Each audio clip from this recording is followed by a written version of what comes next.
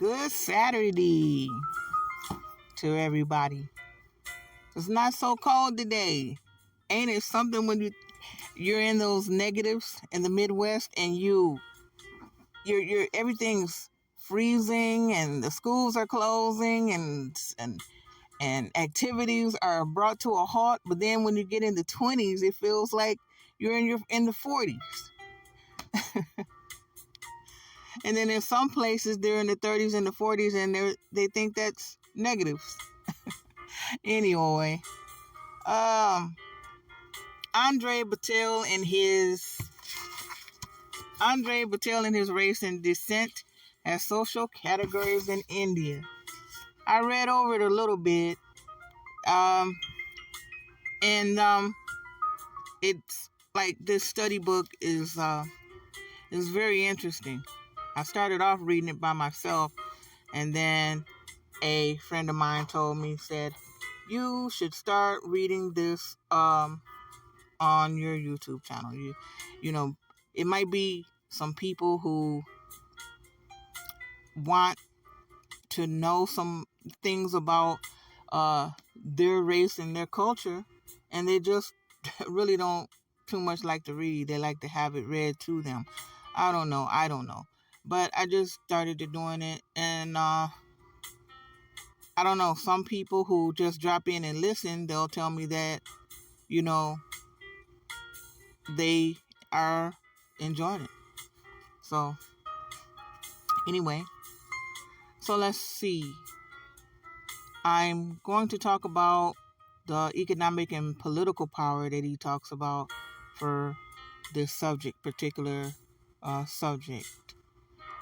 So he started to talk about it as the traditional system.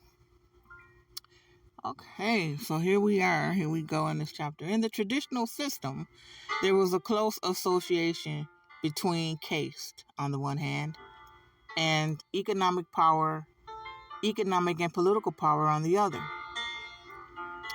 Each village or group of villages had one or a few dominant castes whose members exercised control over both the land and the political system. Concomitantly, there were other castes whose members were almost wholly landless and powerless. Most conspicuous among these were the untouchable castes. Sometimes the gradations of political and economic power were almost as elaborate as those of the caste hierarchy. Recent studies by anthropologists show that the conflict among castes is often a conflict over land ownership. Such conflicts tend to be localized. However, because the landowning caste varies from one area to another, in describing the correspondence between caste and land ownership in Kerala, M.N. Srinivas wrote, he says, at the top of the hierarchy were the Nambutri Brahmins, who were non-cultivating owners, Jinmi. The high Nadiyar cases were the non-cultivating lessees of Nambutri land on 12-year leases, Kanya. The agricultural laborers, both tied and free, came from the lower caste, like Saryumyan and Puliyan, and from the Panyan tribes. I really hope I'm saying some of these right. Even today, most castes bear occupational names. In the traditional system, caste and occupation were closely associated, particularly among artisan and service groups. Thus, potters, blacksmiths, carpenters, barbers, and washermen were not only occupational groups but also hereditary castes. The specific association between caste and traditional occupation is breaking down. Although a broad relationship continues to exist, occupations are graded by traditional values in an elaborate hierarchy in which ideas of purity and pollution play a significant part. Upper castes generally avoid manual occupations, particularly those that are considered polluting or onerous. Scavengers and sweepers are still almost wholly drawn from the ex-untouchable caste. The close association between caste and traditions of literacy largely explains the extent to which a few uppercase came to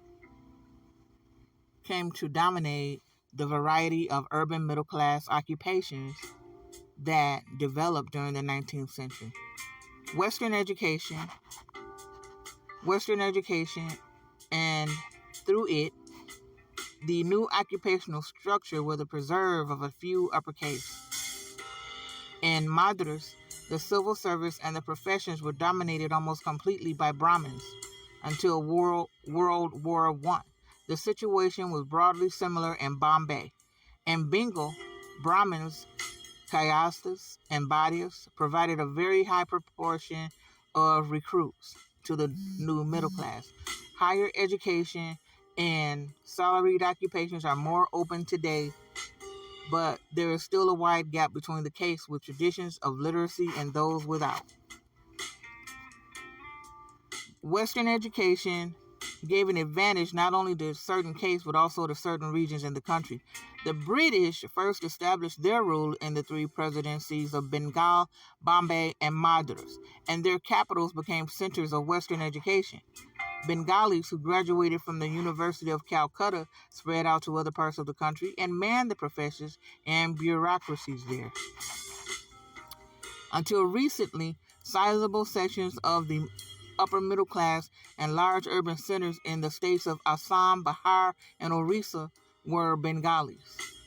Likewise, Tamilians from Madras dominated the administration and the professions in Andhra and Mysore. Since independence, and particularly since the establishment of linguistic states, there has been a certain amount of tension between such outsiders and the sons of the soil. Certain religious communities also benefited more than others. The Parsis, who are a small and highly urbanized community, became the most westernized section of Indian society. The Christians in those areas where their economic position was not too backward took advantage of schools and colleges set up by missionaries. In certain parts of Kerala, they now occupy the highest position in the new occupational structure. The Muslims, who are a much larger group, at first lagged behind in education, and this was to a large extent responsible for the backward nature of the Muslim middle class in relation to the Hindus, particularly at the turn of the century. Today, no ethnic, religious, or linguistic group in India is economically homogeneous. In general, the larger the group, the more heterogeneous it tends to be. The economic dominance of any such group is almost always a local affair.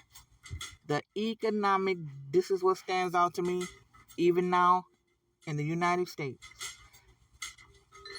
Today, no ethnic, religious, or linguistic group in India is economically homogeneous. In general, the larger the group, the more heterogeneous it tends to be. The economic dominance of any such group is almost always a local affair. All right, I think that's going to be it for today as we move through this chapter, Race and Descent as Social Categories in India. We're going to go a little more further into the religious and linguistic groupings the next time. So please, as you listen, please take notes. And I hope that you are learning and enjoying this information as much as I have for our educational purposes. So I want to say that I'm glad that I thank all of you for being here that are here. And I know I'm just not into all of the fancy stuff right now. I just like to take my time and make sure that I'm, getting this information verbatim, really like the author wrote. And if there's anything that I have to say as a side note, I always try to say it. But pretty much it's straight and forward. There will be more to come. I'm just gonna let it ride. There will be more to come. So please stick with me at Black Living Room Talk. I am TB Wahid. Peace, love, and light to you. Enjoy your Saturday.